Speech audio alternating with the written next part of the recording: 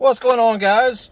If you're older, classic car, if the reverse lights are not working, but you've checked the bulbs and they seem to be good, you've checked, just the basic wiring and grounds back there, everything seems to be good.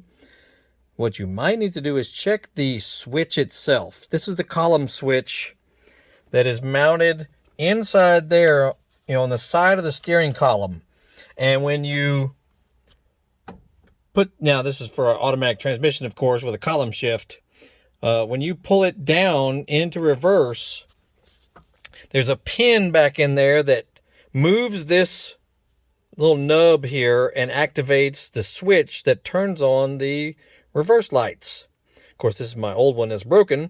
I just installed my new one. Well, new old stock. Let's see if you can see it back there. Look, all right, look on the left side of the cluster of that set of wires. That is it mounted in place. For this car, I believe it's purple wires that are connected to it. And the connector is very specific. It has like an angular shape to the connection. So you know that's the only set of wires that can go to it. If you can see it, there you go. Okay, now if yours isn't working, you can adjust this. Just go underneath your column and see. All right, see those screws that are holding it in place? You can adjust it, a good almost a half an inch in both directions. And you also want to make sure that the little trigger mechanism, which is this guy, make sure it is on the correct side there's a pin on the column that rotates when you move the gear shift lever. Okay, so look for that pin back in there. It's right on the bottom side of the steering column. Make sure it is on the left side of this pin.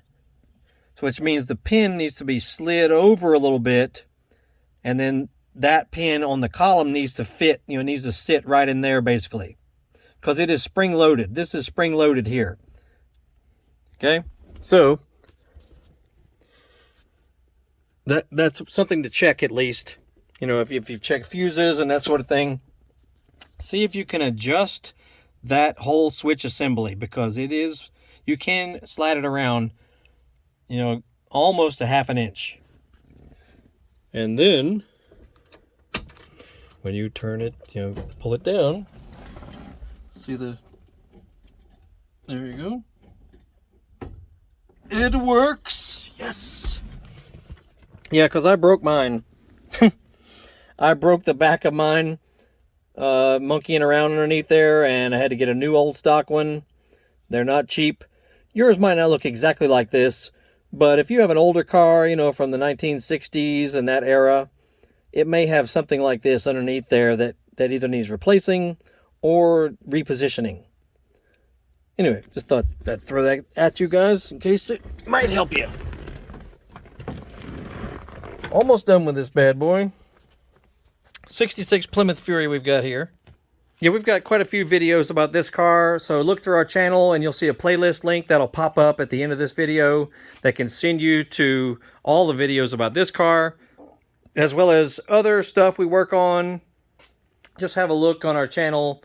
You'll see all kinds of stuff relating to cars, dirt bikes, motorcycles, scooters, hot rods, new and old cars, sports cars, convertibles, older trucks, just all kinds of stuff. So scan through our channel. We've got more than 1,500 videos. Hopefully something that will help you there. And make sure you like, subscribe, follow, and look for our social media links in the description of this video. Biker Dave signing off. You'll have a great day. 66 Plymouth Fury you're looking at here.